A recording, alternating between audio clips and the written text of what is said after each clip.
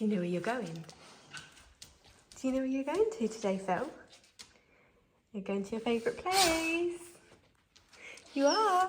You're going to your favourite spot. The vets. We're going to the vets. We are. More tests. I'm sorry. But you do weirdly love the vets, don't you? Did I say it again? Did I say it again? Yes. So guys, we're going back to the vets with Phil today. For those that don't know, obviously, on him, he's a hairless dog. He has alopecia and he has a disease called Cushing's disease, which he's on lifelong medication for. It affects his hormone levels and changes his entire personality. So he's on medication called Veteril. But what we have noticed at the moment, and one of the big signs of Cushing's disease, is frequent drinking, like emptying a dog bowl. And if you see the size of this dog bowl, it's big. So we actually just did a weigh-in at home and noticed that he's lost weight, which for Nico is a mission because she's slightly overweight, but Phil is not overweight. So I am slightly concerned about his weight loss. So I'm going to go talk to them about that, among other things, and see what they say. But I know it will involve another blood test for him. Sit. Sit. No, you're not coming on here. Sit. What's that? Is that a cat?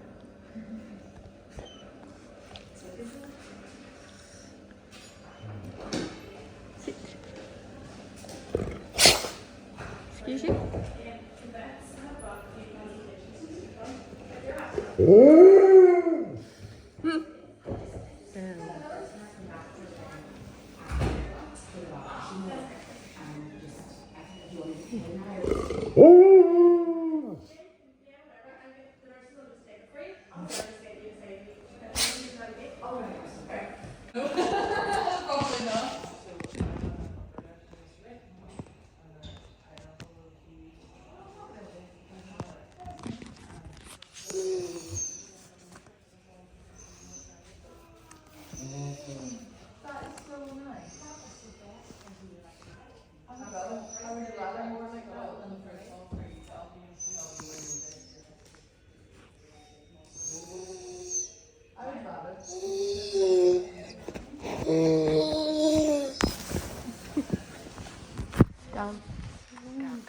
So guys, it's now a few days later.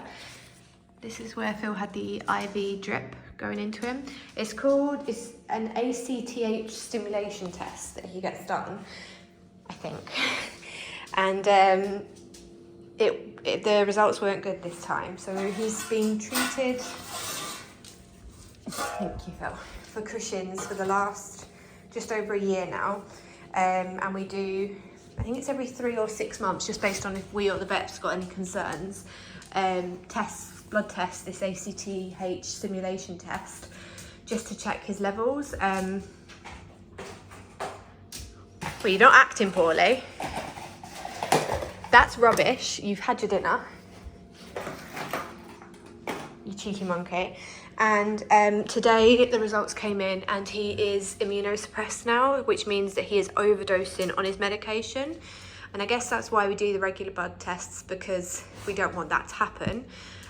So that's the Veteril that he takes, which is 30 milligrams twice a day. It's now too much. Before it was the right dosage for him. I guess his body's getting used to it now, and now it's an overdose. So he's been overdosing on his Veteril since his last test, which was at the end of October, and it's now January. So November, December, January. So between then and now, we don't know when the overdose started happening.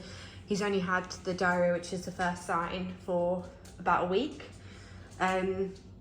So hopefully it's only been that long. But basically what we've had to do is come off all of his Cushing's medication. For now, we need the Cushing's disease to come back, basically, is what the vet said. We need him to come off it until his symptoms of full Cushing's disease come back. And then we're going to start him again on a lower dose, and he'll go back into the vet for a day to have that ACTH test again on the lower dose, and see if that works better for his body now. So at the moment, we are waiting for at least a week for Cushing's disease to return. And yeah, that's where we're up to. And then he'll go back in, well no, then he'll start a lower dose I think, and then he'll go back in and have another test done. So I will keep you all updated. But yeah, I'm expecting his energy levels to drop down massively like he was before he started getting medicated for it. Thanks, baby. But like, this is why I guess we do the regular testing, you know, it's not the end of the world. We'll go back on it, we'll get the right dosage, his body's obviously changing and adapting. And then the further results have tested that he's got a vitamin B12 deficiency, so we're going in weekly now for that for the next 4 weeks. We did a further blood test, I can't remember what it was, they offered it to us, but to look at how he's absorbing nutrients, it was for that, because I mentioned that he had diarrhea, so that brought out that he had a B12 deficiency, so he's been through the ringer. So he's getting B12 injections. We've also changed his arthritis medication. At the moment he was just on gabapentin. I think it's 30 milligrams, I can't remember, 300 milligrams twice a day. But the vet offered me an injection because it's winter. I've just noticed he's limping a bit more. I think the cold weather really affects him. So we got an injection this month as well, which is a month dosage of, again, sorry, I'm useless, I don't remember the name of it, but we're trying that and he does seem to be better on that, so that's a positive.